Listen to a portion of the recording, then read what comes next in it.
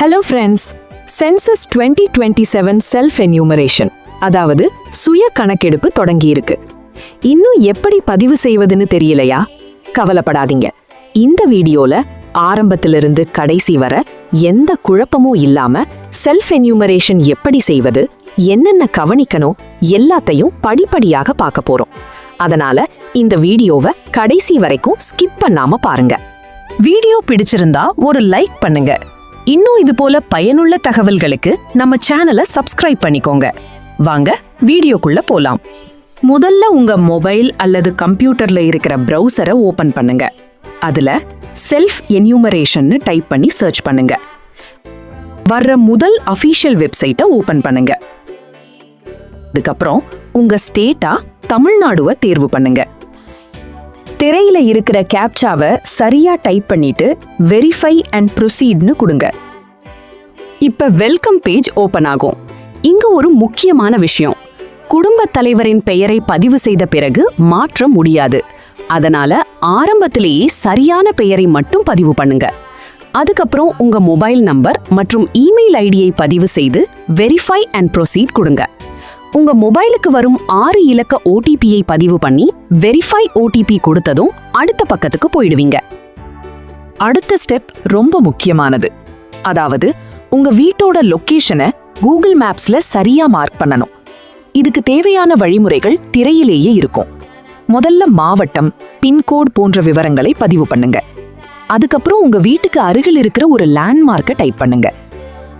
அதிலிருந்து உங்க வீட்டை சரியா கண்டுபிடிக்கலாம்.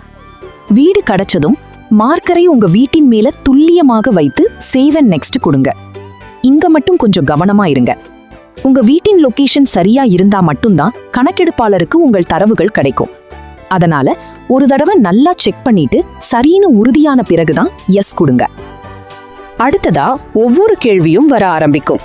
முதல்ல வீட்டு விவரங்கள் கேட்கப்படும். அதுக்கப்புறம் குடும்ப உறுப்பினர்களின் பெயர்கள், குடும்ப தலைவர், உறுப்பினர்களின் எண்ணிக்கை போன்ற தகவல்களை பதிவு செய்யணும். அடுத்து உங்க வீட்ல இருக்கிற அடிப்படை வசதிகள் பற்றியும் சில கேள்விகள் வரும்.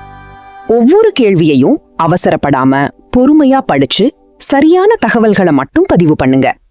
ஏதாவது ஒரு கேள்வி புரியலனா கவலைப்படாதீங்க, கமெண்ட்ல கேளுங்க. தெரிஞ்ச அளவுக்கு தெளிவா பதில் சொல்ல முயற்சி பண்ணறோம். எல்லா தகவல்களையும் பதிவு பண்ணி முடிச்சதும் உடனே ஃபைனல் சப்மிட் பண்ணிடாதீங்க. முதல்ல டிராஃப்டாக சேவ் பண்ணி இன்னொரு தடவை முழுசா சரிபார்த்து பாருங்க. எல்லாமே சரியா இருக்குன்னு உறுதியான பிறகுதான் ஃபைனல் சப்மிட் கொடுங்க. ஃபைனல் சப்மிட் பண்ணியதும் ஹெச் என்ற எழுத்துல ஆரம்பிக்கிற 11 இலக்க செல்ஃப் என்யூமரேஷன் ஐடி உங்களுக்கு உருவாகும். அதே ஐடி உங்க மொபைலுக்கும் எஸ்எம்எஸ்ஸா வரும். அந்த எஸ்சி ஐடியை பத்திரமா சேமிச்சு வைங்க. பிறகு உங்க வீட்டுக்கு கணக்கெடுப்பாளர் வரும்போது இந்த எஸ்சி ஐடியை மட்டும் காட்டினா போதும். அவர் நீங்க பதிவு பண்ணிய தகவல்களை மீண்டும் ஒரு முறை சரிபார்த்து எல்லாம் சரியா இருக்குன்னு உறுதி செய்த பிறகுதான் ஃபைனல் சப்மிட் பண்ணுவார். அதுக்கப்புறம் உங்களுடைய வீட்டு கணக்கெடுப்பு முழுமையாக நிறைவடையும். நீங்க வேலைக்கு போறவரா இருந்தா, கணக்கெடுப்பாளர் வர்ற நேரத்துல வீட்டுல இருக்க முடியாத சூழ்நிலை இருந்தா இந்த எஸ்சி ஐடிய வீட்டுல இருக்கிற பெரியவர்களிடம் கொடுத்து விட்டு போங்க.